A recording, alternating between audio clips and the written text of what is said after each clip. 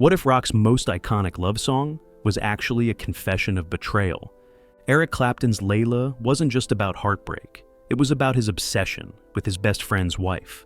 This is the story of a forbidden love that nearly destroyed Clapton, shattered his friendship with George Harrison, and turned one woman into the most famous muse in rock history.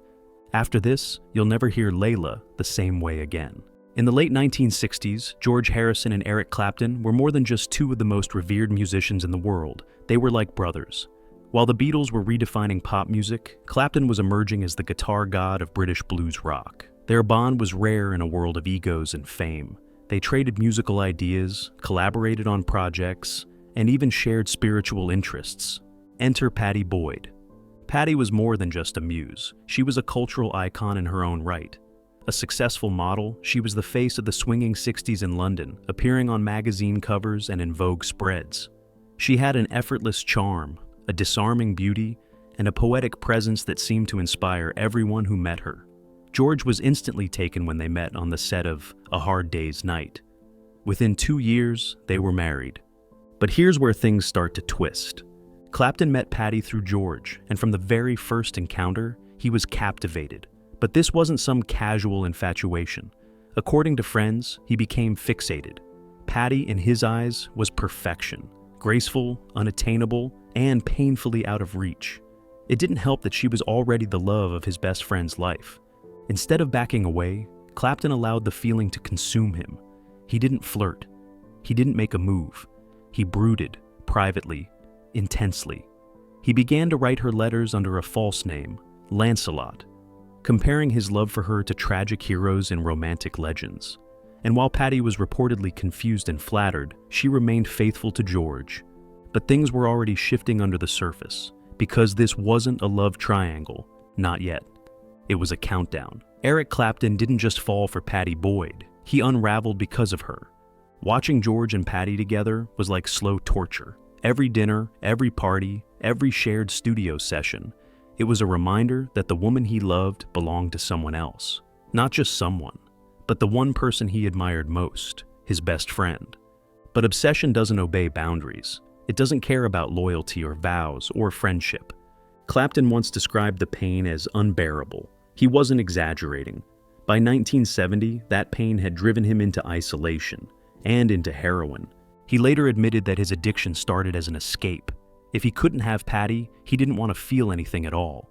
He locked himself away for 3 years, barely making music, refusing interviews, disappearing from the public eye. People thought he'd vanished. In truth, he was drowning, emotionally, physically, spiritually.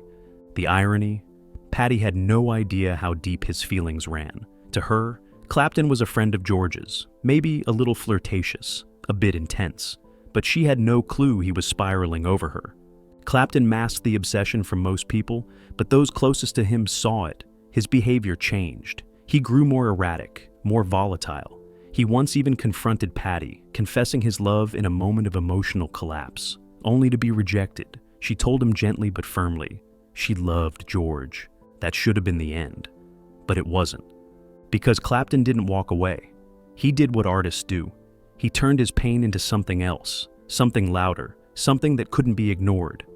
Layla was already forming in his mind, but it wouldn't just be a song, it would be a scream. With his emotions eating him alive, Clapton did the only thing he knew how to do. He picked up his guitar. But this time, it wasn't just about writing a hit. It was about survival, about exercising the torment of loving someone he could never rightfully claim. Then, like fate throwing him a lifeline, Clapton stumbled upon an ancient Persian love story, Layla and Majnun. The tale was hauntingly familiar. A man so consumed by his love for a woman he couldn't have, he eventually descended into madness. The parallel was almost too perfect. Clapton saw himself in Majnun's desperation, trapped between devotion and despair, endlessly circling a love that would only destroy him. And that was it. The dam broke. In a feverish burst of inspiration, Clapton unleashed his agony into one explosive track. Desperation, rage, longing, hopelessness. Every raw nerve was exposed. You've got me on my knees, Layla. I'm begging, darling, please. This wasn't just a love song. It was a man unraveling before the world, bleeding into every note. But Clapton knew releasing something this personal could ignite a firestorm, especially with George so close. To mask his identity, he formed Derek and the Dominoes, a thin veil to hide behind. If George heard it, maybe he wouldn't connect the dots, at least not immediately. And then came Duane Allman, the secret weapon. Allman's slide guitar sliced through the song like a second voice, a tortured scream echoing Clapton's pain. The two guitars wept and wailed together, capturing a level of emotional violence rarely heard in rock. That riff didn't just become iconic, it became the sound of heartbreak itself. When Layla was finally released, it didn't skyrocket up the charts, not right away. But the people who heard it, really heard it, felt something they couldn't quite explain. The anguish was undeniable, even if the full story was still hidden. For now. But secrets like this don't stay buried forever. The explosion was coming. When Layla finally hit the airwaves, it didn't scream its secrets out loud, but for those who knew the players involved, it didn't have to. George Harrison heard it, and he knew. How could he not? The lyrics were too personal, too raw, too revealing. The song wasn't just a heartbreak anthem, it was a full-blown confession. And the subject of that confession was living in his house, wearing his ring, sleeping beside him every night. But instead of confronting Clapton or exploding in anger, George Harrison chose silence. It wasn't passive, it was calculated. Harrison was, by then, deep into Eastern spirituality. He had embraced meditation, transcendence, and letting go of ego. But beneath that calm exterior was pain, deep, unspoken pain. In private, the tension was undeniable. Harrison had started to distance himself from Pattie even before Layla dropped. Their once golden marriage had dulled. George was often cold, preoccupied, and, by Pattie's later account, increasingly unfaithful. Clapton may have been writing love letters, but George had begun to stray. Still, the betrayal cut deep. Clapton had been like a brother. They had shared guitars, stages, hotel rooms, and years of musical dreams. Now, he had shared something else, something sacred. But George didn't retaliate. There were no screaming matches, no fists, no headlines. Instead, he retreated inward. The spiritual Beatle, the quiet one, simply stepped back from the chaos and watched. And Pattie? She was caught in the middle. Her husband wasn't the man she married anymore, and the man who had written one of the most desperate love songs in history was still hovering, waiting. The storm hadn't passed. It was still building. By the mid-1970s, Pattie Boyd had become more of a ghost in her own marriage than a wife. The love that once lit up her life with George Harrison had dimmed. What had started as a whirlwind romance, full of laughter, music, and spiritual discovery, was now cold, quiet, and fractured. George had grown distant, detached, and the rumors weren't just whispers anymore. They were facts. He was having affairs, multiple ones. One of them, shockingly, with Ringo Starr's wife, Maureen. Pattie tried to hold on. She tried to save their marriage, but the emotional void was impossible to ignore. She later admitted she felt invisible, like a shadow trailing behind George's fame and spiritual journey. Their once magical connection had been replaced by long silences and closed doors. And then, Clapton came back into the picture. No longer the strung-out addict, Eric had resurfaced, sober, focused, still obsessed. And this time, he wasn't hiding it. He declared his love again, directly, boldly, and in person. But Pattie wasn't swept off her feet, not immediately. She had just emerged from one emotional wreckage. She wasn't eager to step into another. But then Clapton did something unexpected. He invited her to his estate for a party. It was low-key, casual, until he picked up a guitar in front of the guests and performed a song just for her. A new one.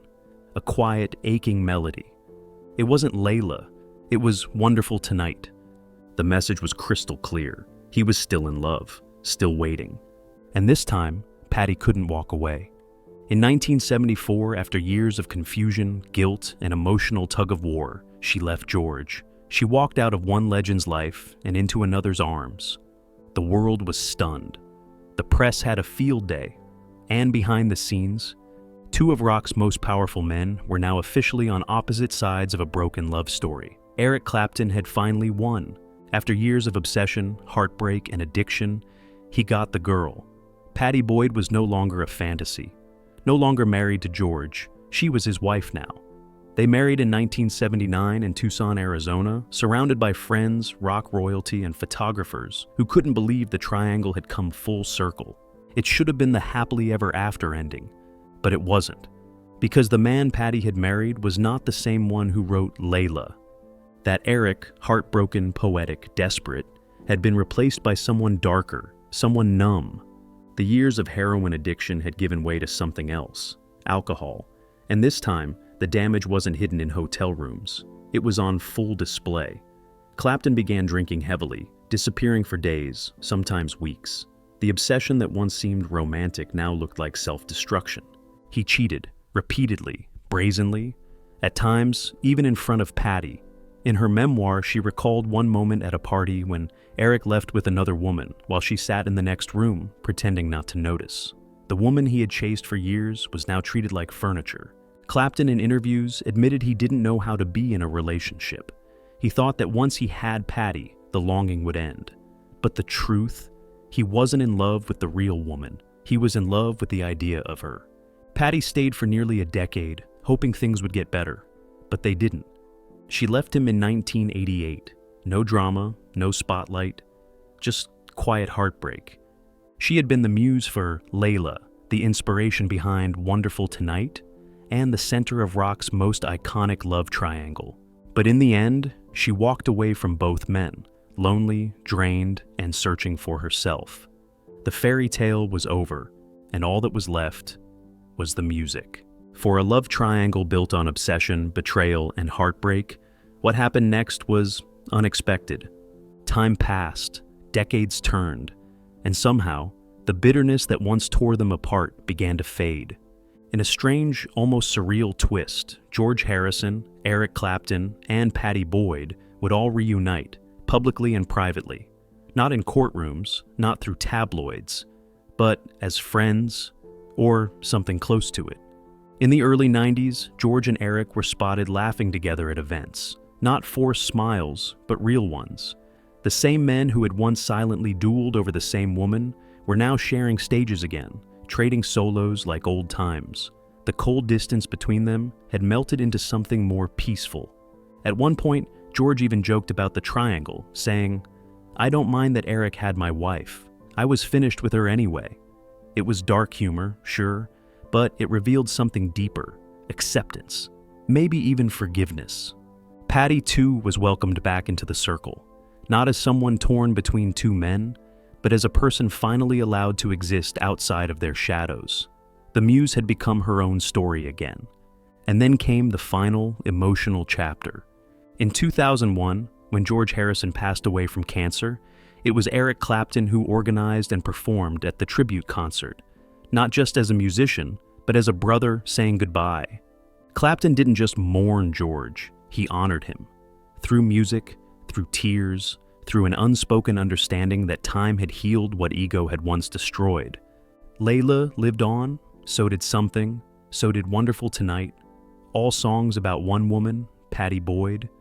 But what survived beyond the heartbreak was something rarer than hit records, grace. 3 lives, twisted together by passion, finally untangled. Not with rage, but with peace. Layla isn't just a song, it's a confession, a cry for something forbidden, a friendship shattered, a love that never truly worked. Eric Clapton thought winning Pattie would heal him. It didn't. George Harrison chose silence over confrontation, and lost her anyway. And Pattie? She became the face of one of rock's most tragic love stories, without ever asking for it. But time did something the music couldn't. It healed. Clapton and Harrison made peace. Pattie found her own path. And the song? It lived on, forever linked to obsession, heartbreak, and forgiveness. So next time you hear Layla, remember, it wasn't just about love. It was about everything love can destroy and everything it can't fix. If you love diving into the untold stories behind music's greatest hits, make sure to subscribe and join us for more. The legends have only just begun.